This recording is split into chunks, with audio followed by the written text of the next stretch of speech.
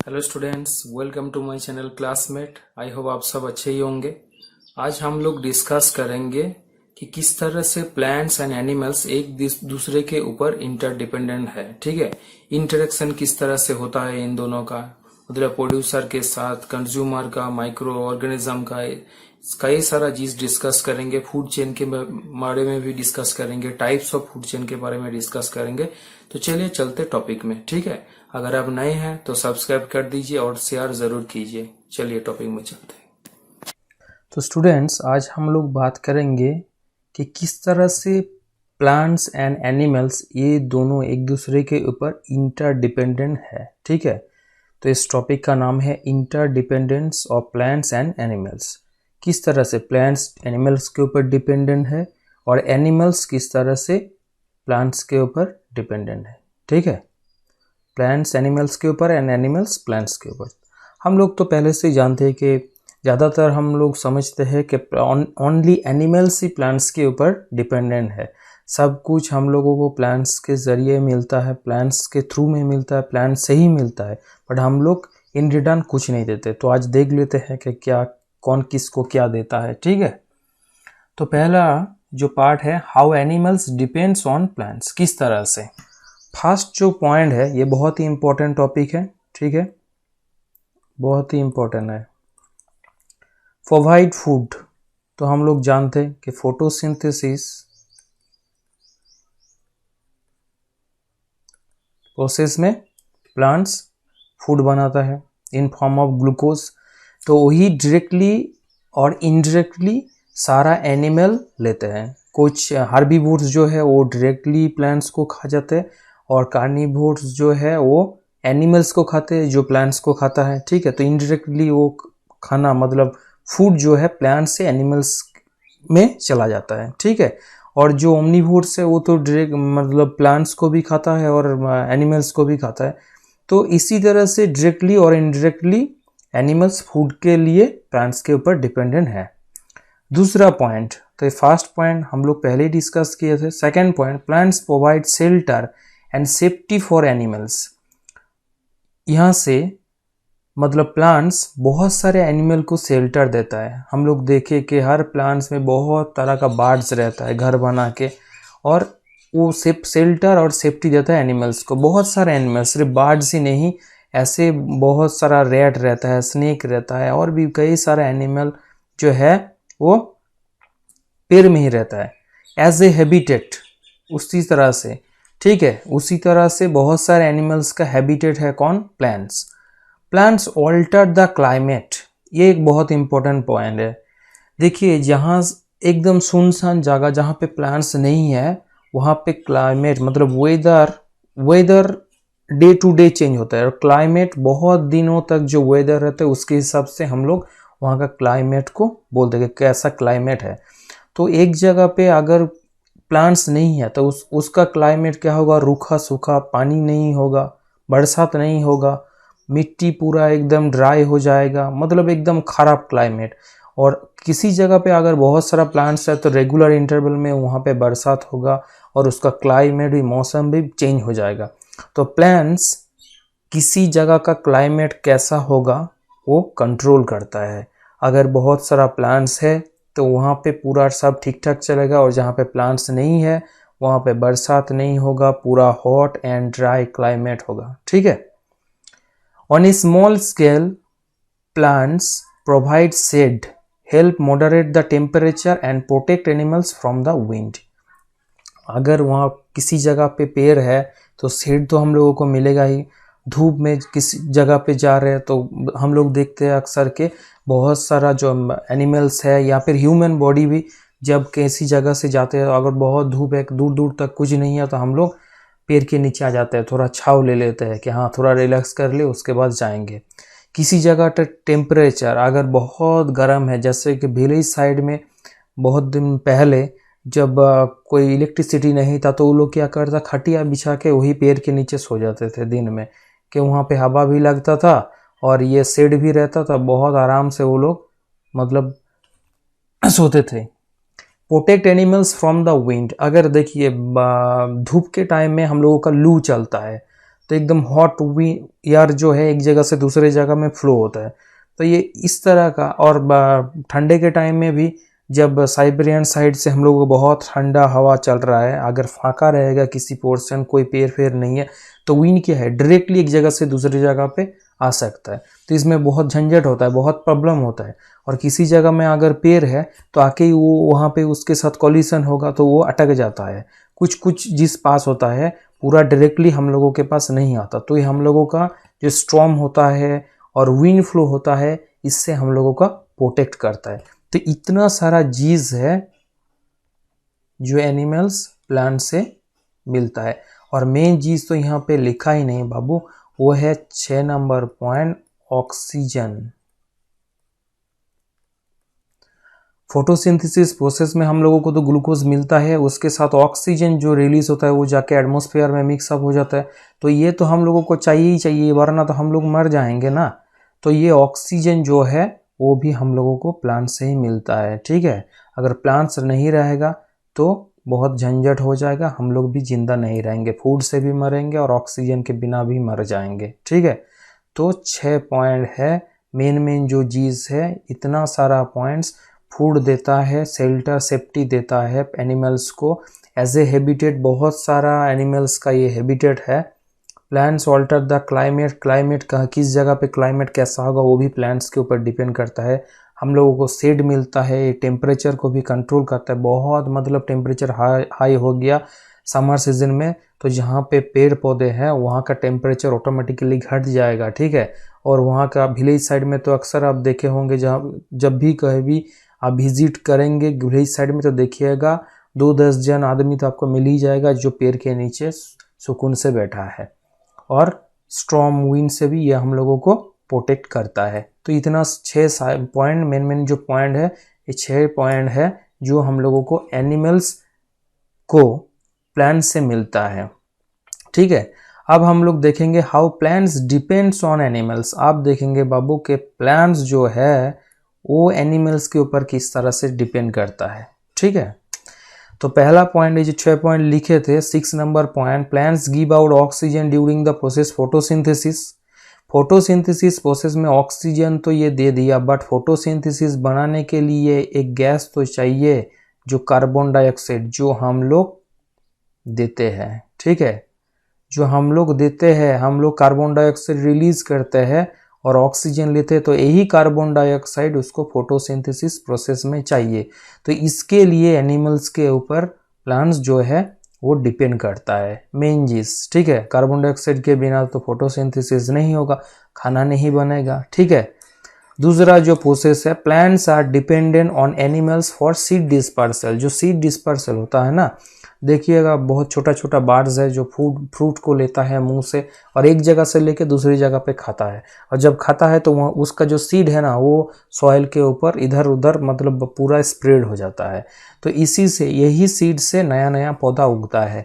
तो ये seed dispersal के काम में आता है। इसी तरह से ये अपना मतलब क्या, एक जगह से दूसरी जगह पे फैल रहा है plants. Animals act as agent of pollination. ये पॉलिनेशन बहुत ही इंपॉर्टेंट चीज है, पॉलिनेशन, ठीक है। पोलन ग्रेन्स जो होता है किसी एक फ्लावर में, तो एक फ्लावर से दूसरे फ्लावर में इसी की या तो फिर एक ही जो प्लांट है उसका एक फ्लावर से दूसरे फ्लावर में अगर ट्रांसफर होगा तो उसको बोलेंगे पॉलिनेशन, ठीक है। तो एनिमल्स जो है यही काम करता है, ऑटोमेटिकली प्लांट्स तो नहीं कर सकता। हम लोगों का बीज है, बटरफ्लाइज है, जाके एक फ्लावर में चिपक के जो चिपक जाता है तो उसका पैर में ये पूरा पोलन ग्रेन्स जो है अटक जाता है, फिर वो जाके दूसरे फ्लावर में जब बैठेगा तो पोलन ग्रेन्स एक जगह से दूसरी जगह पे शिफ्ट हो जाता है। तो ये कौन करता है? एनिमल्स करता है। तो ये तो मेन चीज है।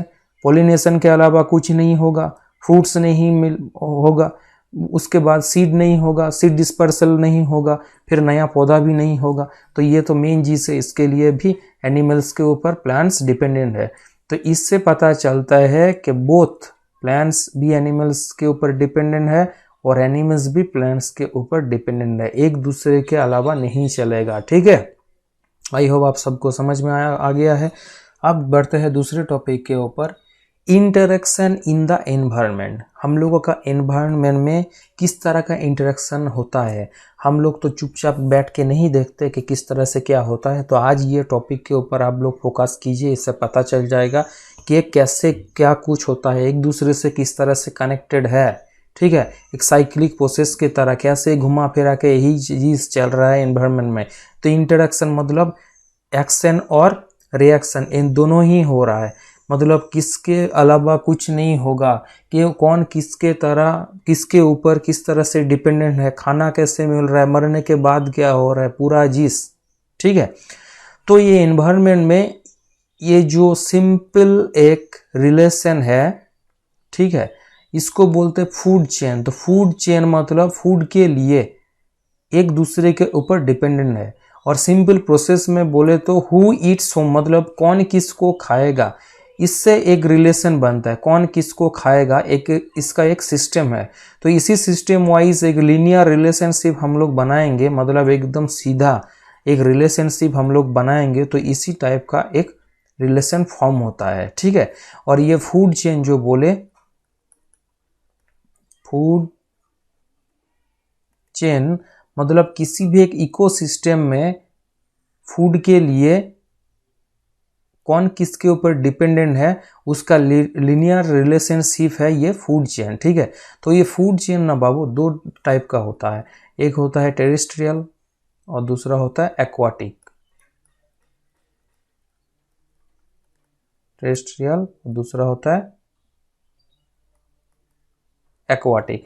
टेरेस्ट्रियल मतलब लैंड में जो फूड चेन हम लोगों को दिखने को मिलता है that is called terrestrial food chain, और पानी के अंदर जो फूड चेन हम लोगों को दिखने मिलता है that is called aquatic food chain, ठीक है। तो अब जो फूड चेन क्या बोले, हु ईट्स होम मतलब कौन किसको खाएगा, इसका एक रिलेशनशिप होता है लीनियर और यूनी डायरेक्शनल, ठीक है। ये उल्टा नहीं होगा, हमेशा एक ही लाइन बराबर होगा, तो इसी को बोलते हैं फूड चेन। अब यहाँ पे जो फूड चेन दिख रहा है ना आपको, वो है टेरेस्ट्रियल फूड चेन, मतलब लैंड का जो फूड चेन होता है वो। इसमें दो कंपोनेंट हमेशा फिक्स रहता है, एक है प्रोड्यूसर मतलब ग्रीन पौधा रहेगा जहाँ से ये शुरू होगा, और लास्ट वाला भी फिक्स रहता है जो है डिकम्पोजर, जो लास्ट में सबको एकदम टुकड़े टुकड़े पार्ट में डिवाइड करके सॉइल के साथ मिक्सअप कर देगा। तो आप देखते हैं जैसे कि यहाँ पे एक जो टेरेस्ट्रियल फूड चेन है, एग्जाम्पल जो है, एक ग्रास को कौन खा रहा है, ग्रास हॉपर खा रहा है। ग्रास हॉपर को कौन खा रहा है, ये रैट खा रहा है, ठीक है। ये रैट को कौन खा रहा है, स्नेक खा रहा है। स्नेक को कौन खा रहा है, ये ईगल खा रहा है। अब ईगल जब पूरा एजेड हो जाएगा, मर जाएगा, तब क्या होगा, तब माइक्रो ऑर्गेनिज्म जो है वो इसका बॉडी पार्ट को टुकड़े टुकड़े पार्ट में डिवाइड करके इसका जो बॉडी से जो मिनरल्स निकलेगा वो सॉइल के साथ मिक्सअप कर देगा, ठीक है। तो ये किसका काम है, ये माइक्रो ऑर्गेनिज्म का काम है। फिर यहाँ से क्या होगा, माइक्रो ऑर्गेनिज्म जब सॉइल के साथ इसको पार्ट इसका जो मिनरल्स बॉडी में प्रेजेंट था वो मिक्सअप कर दिया, फिर उस जगह से ग्रीन प्लांट्स फिर उगेगा, ठीक है। फिर वही प्रोसेस चलेगा, फिर उसको ग्रास हॉपर खाएगा इस ग्रास को, फिर रैट, फिर स्नेक, फिर ईगल, फिर माइक्रो ऑर्गेनिज्म इसके ऊपर काम करके इसका बॉडी पार्ट्स से जो मिनरल्स निकलेगा सिंपल फॉर्म में टुकड़ा टुकड़ा करके फिर सॉइल के साथ इसको मिक्सअप कर देगा, फिर यहाँ से ग्रीन प्लांट्स उगेगा, ठीक है। तो ये है एक टेरेस्ट्रियल फूड चेन का एग्जाम्पल। इस तरह का बहुत सारा फूड चेन हम लोगों को ग्रास लैंड में दिखने को मिलता है। तो ये देखिए इसमें एक के साथ दूसरा कनेक्टेड है और ये हमेशा एक ही डायरेक्शन में होता है। कभी देखे हैं ईगल को सांप खा रहा है या फिर सांप को ये रैट खा रहा है और रैट को ग्रास हॉपर खा रहा है, उल्टा कभी नहीं होगा, ये सीधे प्रोसेस से होता है। इसी को बोलता है यूनी डायरेक्शनल फ्लो। और इसमें क्या फ्लो हो रहा है, इसमें एनर्जी फ्लो हो रहा है, इसमें एनर्जी फ्लो हो रहा है, क्योंकि जो एनर्जी सनलाइट का जो एनर्जी है ग्रीन ग्रास में या फिर प्लांट्स में यहाँ पे ट्रैप हुआ था ना, उसी एक प्लांट से एक ही एनिमल से दूसरे एनिमल्स के बॉडी में वही फ्लो हो रहा है और उसी एनर्जी से इसको एनर्जी मिल रहा है काम करने का, ठीक है। तो क्या फ्लो होता है, एनर्जी फ्लो होता है। फूड चेन में जो दिखा था एक एनिमल से दूसरा एनिमल में क्या फ्लो हो रहा है, एनर्जी फ्लो हो रहा है। और लास्ट वाला जो इसका और कंपोनेंट है वो क्या है, माइक्रो ऑर्गेनिज्म, ठीक है, डिकम्पोजर। लास्ट वाला है डिकम्पोजर जो डिकम्पोज कर देता है, और फास्ट जो कंपोनेंट है ये दोनों एकदम फिक्स्ड है। मिडिल में बहुत कुछ आ सकता है बट स्टार्टिंग और एंडिंग पॉइंट एकदम फिक्स रहेगा। ये रहेगा प्रोड्यूसर और ये रहेगा डिकम्पोजर। ये है डिकम्पोजर, और ये है प्रोड्यूसर। ठीक है, ये दोनों फिक्स्ड। उसके बाद यहाँ पे एनिमल्स चेंज हो सकते हैं। ग्रासलैंड में बहुत टाइप का फूड चेन देखने को मिलता है, तो ये चेंज हो सकता है। ठीक है, ओके, समझ में आ गया। ये है टेरेस्ट्रियल फूड चेन का एक एग्जांपल। अब ये है एक्वाटिक फूड चेन का एग्जांपल। देखिए अच्छे तरह से, एक्वाटिक फूड चेन। तो एक्वाटिक फूड चेन में देखिए, इसमें प्लैंकटन एक चीज होता है, और ये दो तरह का होता है, फाइटोप्लैंकटन एंड जूप्लैंकटन। प्लैंकटन मतलब बहुत छोटा छोटा चीज जो पानी के अंदर एक फ्लोट करता है, बट नेकेड आई से हम लोग नहीं देख पाएंगे। फाइटोप्लैंकटन मतलब हो गया जो प्लांट्स, छोटा छोटा प्लांट्स, एकदम माइक्रो साइज का जो प्लांट्स उसके अंदर फ्लोट करता है, that is called the phytoplankton.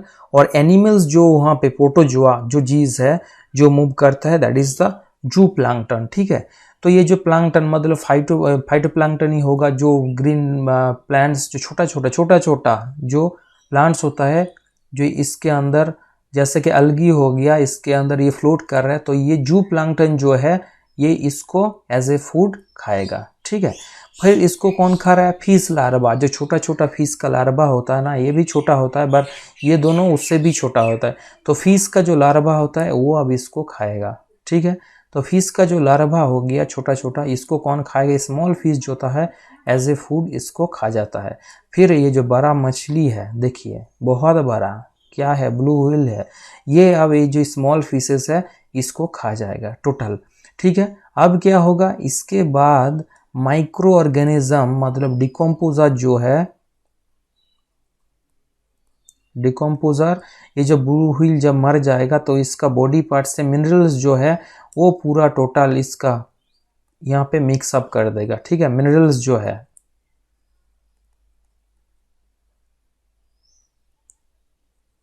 Minerals को यहाँ पे मिक्स अप कर देगा। फिर इसी मिनरल से ये जो प्लैंकटन है, फाइटोप्लैंकटन, यहाँ से इसको मिनरल्स मिलेगा, फिर ये पैदा होगा, फिर जू प्लैंकटन इसको खाएगा, फिर फिश लार्वा इसको खा जाएगा, फिर स्मॉल फिशेस फिश लार्वा को खाएगा, फिर ये जो ब्लू व्हेल है इसको खा जाएगा। तो ये भी एक फूड चेन है, aquatic food chain, unidirectional वाला। ठीक है, ये भी एक यूनि डायरेक्शनल वाला। यहाँ पे क्या फ्लो हो रहा है? हमेशा याद रखिए कि फूड चेन में एनर्जी फ्लो होता है, एनर्जी फ्लो होता है। ठीक है, तो आई होप आप सबको समझ में आ गया है कि ये इंटरेक्शन कैसे होता है, इंटरेक्शन एनवायरनमेंट में, इकोसिस्टम में कैसा होता है, फूड चेन क्या होता है, टाइप्स ऑफ फूड चेन क्या है। पहले हम लोग डिस्कस किए टेरेस्ट्रियल फूड चेन, उसके बाद एक्वाटिक फूड चेन। ठीक है, तो आज के लिए इतना तक ही, मिलते हैं नेक्स्ट क्लास में।